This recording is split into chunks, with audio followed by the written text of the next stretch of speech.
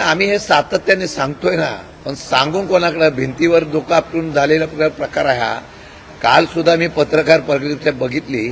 खरं म्हणलं राज ठाकरे बोलले ते बरोबर आहे की त्या पत्रकार परिषदेमध्ये निवडणूक आयोगाच्या असलेल्या भूमिका हे ज्या पद्धतीने मांडत होते, वाईट एवढ्याच गोष्टीचं वाटतं की लोकशाहीचा न्याय मागण्याच्या संदर्भातली भूमिका घेणारे ज्या निवडणूक आयोगाकडे आम्ही गेलेलो आहे त्याची साधी दखल केंद्रीय निवडणूक आयोगाने सुद्धा आणि राज्य निवडणूक आयोगाने घेतलेली नाही.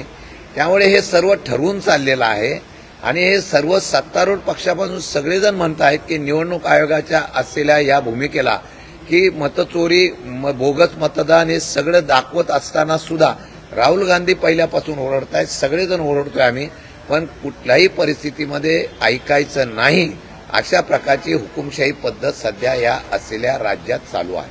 परंतु आता मतचोरीचा मुद्दा एकीकडे तुम्ही मांडत असताना घाईघाईनं देखील निवडणुका ज्या आहेत त्या राज्य निवडणूक आयोगाने जाहीर केल्या, आचारसंहिता जाहीर केलेली आहे, याबद्दलची भूमिका काय असणार आहे? कारण की आता लोकांपर्यंत तुम्हाला ही मुद्दे पोहोचवणं गरजेचं. दोन मुद्दे आहेत. मला वाटतं की ज्यावेळा या विषयासंदर्भातला प्रचंड मोर्चा निघाल्यानंतर सरकारने त्यांच्या असलेल्या सत्तारूढ पक्षाने आणि निवडणूक आयोगाने घाबरून यावर कोर्टामध्ये एकाच वेळेला बऱ्याच याचिका दाखल झाल्या होत्या.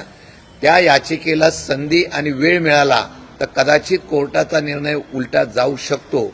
यामुळे निवडणूक अधिकाराचा आयोगाचा असलेला अधिकार हा वापरून तत्काळ निवडणुका जाहीर करण्याचा प्रयत्न झाला. ज्या दिवशी कोर्टामध्ये त्या याचिका दाखल झाल्या होत्या त्याच दिवशी निवडणूक आयोग लगेच प्रोग्राम जाहीर करतो.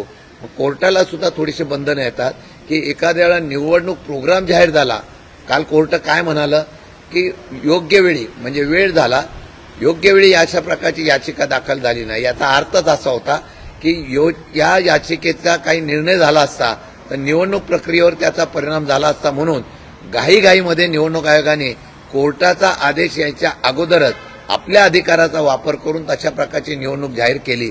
याचा अर्थ त्यांनी रडीचा डाव खेळलेला आहे सत्तारूढ पक्षाने.